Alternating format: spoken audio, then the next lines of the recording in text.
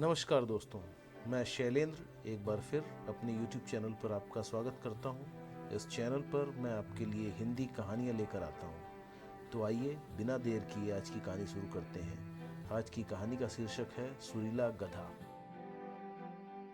बहुत समय पहले की बात है। किसी गांव में एक धोबी रहा करता था। उसके पास एक गधा था जिसका नाम मोती था। धोबी स्वभाव से बहुत ही कंजूस था। वह गधे को चारा नहीं देता था और उसे चरने के लिए बाहर भेज दिया करता था। इस कारण गधा बहुत ही कमजोर हो गया था। एक दिन जब धोबी ने उसे घास चरने के लिए छोड़ा तो वह चरते चरते कहीं दूर जंगल में निकल गया। जंगल में उसकी मुलाकात एक गीदड़ से हुई। गीदड़ ने गधे से पूछा कि तुम इतने कमजोर क्यों हो। गधे ने जवाब दिया, मेरा मालिक दिन भर मुझसे काम करवाता है और खाने के लिए मुझे कुछ भी नहीं देता है।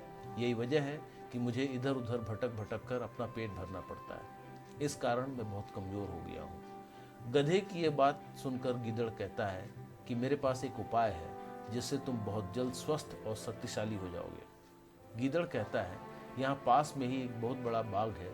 उस बाग में हरी भरी सब्जियां और फल लगे हुए हैं। मैंने उस बाग में जाने का एक खुफिया रास्ता बना रखा है जिससे मैं रोज रात को जाकर बाग में हरी भरी सब्जियां और फल खाता हूँ।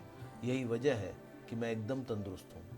गीदड़ की बात सुनते ही गधा उसके साथ हो लेता है और फिर गीदड़ गधे दोनों साथ मिलकर बाग की ओर चल देते हैं। बाग में पहुंचकर हरी हरी सब्जियां और फल को देखकर गधे की आंखों में चमक उठती है और वो अपने आप को रोक नहीं पाता है और बिना देर किए वो अपनी भूख मिटाने के लिए रसीले फल और सब्जियों का आनंद लेने लगता है। गीदड़ और गधा दोनों जी भर के खाने के बाद उसी बाग में सो जाते हैं। अगले दिन सूरज निकलने से पहले ही गीदड़ उठ जाता है और गधे को फौरन बाग से निकलने को कहता है।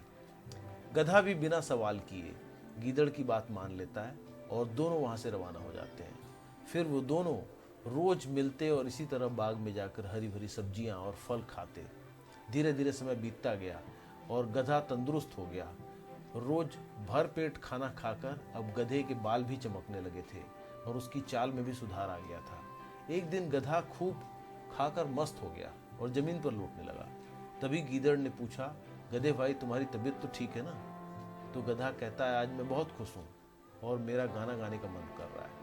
गधे की बात सुनकर गीदड़ घबराया और बोला, नहीं गधे भाई, ये काम भूलकर भी मत करना। भूलो मत, हम चोरी कर रहे हैं और कहीं बाग के मालिक ने तुम्हारा बेसुरा गाना सुन लिया और यहाँ आ गया तो बड़ी मुसीबत हो जाएगी। गीदड़ की ये बात सुनकर गधा बोला, तुम क्या जानो गाने के बारे में। हम गधे तो खानदानी गायक हैं और हमारा ढेचू राग तो बड़े शौक से लोग सुनते हैं। आज मेरा गाने का मन है, इसलिए मैं तो जरूर गाऊंगा। गधे की बात सुनकर गीदड़ समझ जाता है कि उसे रोक पाना बहुत मुश्किल है और उसे अपनी गलती का एहसास हो जाता है। गीदड़ बोलता है, गधे भाई तुम सही कह रहे हो। गाने के विषय में हम गीदड़ क्या जाने। अब तुम बता रहे हो तो मुमकिन है कि तुम्हारी सुरीली आवाज़ सुनकर बाग का मालिक फूल माला लेकर तुम्हें पहनाने जरूर आएगा। गीदड़ की बात सुनकर गधा खुशी से गदगद हो जाता है और कहता है, ठीक है, फिर मैं अपना गाना शुरू करता हूँ। तभी गीदड़ कहता है, मैं भी तुम्हें फूल माला पहना सकूं, इसलिए तुम अपना गाना मेरे जाने के 15 मिनट बाद शुरू करना। इससे मैं तुम्हारा गाना खत्म होने से पहले फूल माला लेकर यहाँ वापस आ जाऊंगा। गीदड़ की बात सुनकर गधा और भी ज्यादा फुरा नहीं समाता है और कहता है, जाओ गीदड़ भाई, मेरे सम्मान के लिए जल्द फूल माला लेकर आओ। मैं तुम्हारे जाने के 15 मिनट बाद ही गाना शुरू करूंगा। गधे के इतना कहते ही गीदड़ वहां से 9-2-11 हो जाता है। गीदड़ के जाने के बाद गधा अपना गाना शुरू करता है। गधे की आवाज सुनते ही बाग का मालिक लाठी लेकर वहां पहुंच जाता है और वहां गधे को बाग में देखकर मालिक कहता है कि अब समझ में आया कि ये तू ही है जो मेरे बाग के सब्जियां और फल को रोज चर कर जाता है। आज मैं तुझे नहीं छोड़ूंगा। इतना कहते ही बाग का मालिक लाठी से गधे की खूब जमकर पिटाई करता है। बाग के मालिक की पिटाई से गधा अधमरा हो जाता है और बेहोश होकर जमीन पर गिर जाता है। इसीलिए कहा जाता है दोस्तों कि सच्चे मित्र वही होते हैं जो आवश्यकता पड़ने पर मित्र को सही मार्गदर्शन दें, लेकिन दूसरे मित्र का भी ये कर्तव्य होता है कि वो अपने मित्र को दिए गए सलाह को माने और उसका पालन करे।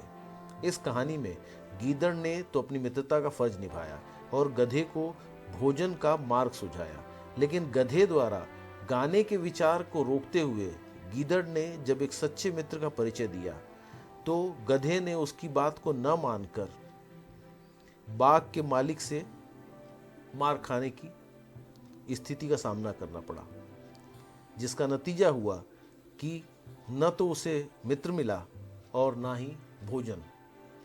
उम्मीद है दोस्तों ये कहानी आपको पसंद आई होगी। कमेंट बॉक्स में अपनी राय अवश्य दीजिएगा। कहानी पसंद आने पर लाइक का बटन दबाकर अपने मित्रों एवं परिजनों को कहानी शेयर करिएगा। आपके समक्ष मैं इस तरह की कहानियां भविष्य में भी प्रस्तुत करता रहूं, इसलिए चैनल को सब्सक्राइब करना मत भूलिएगा। नमस्कार, धन्यवाद।